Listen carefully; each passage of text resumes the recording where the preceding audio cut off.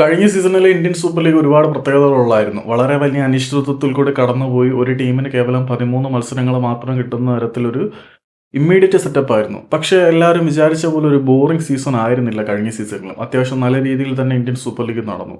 കഴിഞ്ഞ സീസണിലെ ഫാൻ കോഡിന്റെ വ്യൂവർഷിപ്പിന്റെ അടിസ്ഥാനം നോക്കുമ്പോൾ എല്ലാവരെയും ഞെട്ടിക്കുന്ന ഒരു കണക്കാണ്.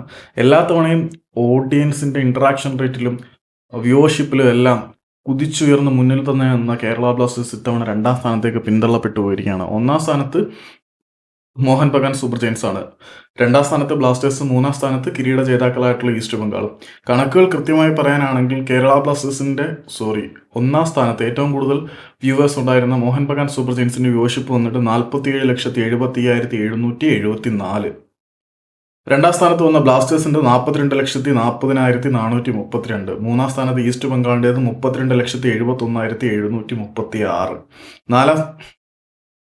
4ാം സ്ഥാനത്തുള്ള മുംബൈ സിറ്റി എഫ് സിയുടേത് 16,67,143. 5ാം സ്ഥാനത്തുള്ള ഇന്റർകാശിയുടേത് 16,19,746. ഇന്റർകാശി എന്ന് പറയുന്ന ക്ലബ്ബ് ഇങ്ങോട്ട് വരുന്നതേ ഉള്ളൂ. അതിനിടയിൽ തന്നെ അവർക്ക് ഇത്രയധികം വ്യൂവർഷിപ്പ് ഉണ്ടാക്കാൻ കഴിഞ്ഞിട്ടുണ്ടെങ്കിൽ അവർ ചില്ലറക്കാരല്ല എന്നുള്ളത് പ്രത്യേകം എടുത്തു പറയണം. 6ാം സ്ഥാനത്ത് വരുന്നത് ചെന്നൈയിൻ എഫ് സി ആണ്. അവരുടേത് 15,76,840. 7ാം സ്ഥാനത്ത് നോർത്ത് ഈസ്റ്റ് യുണൈറ്റഡ്. ഈ എണ്ണം പറഞ്ഞുകൊണ്ടിരുന്നിട്ട് വലിയ കാര്യമൊന്നുമില്ല.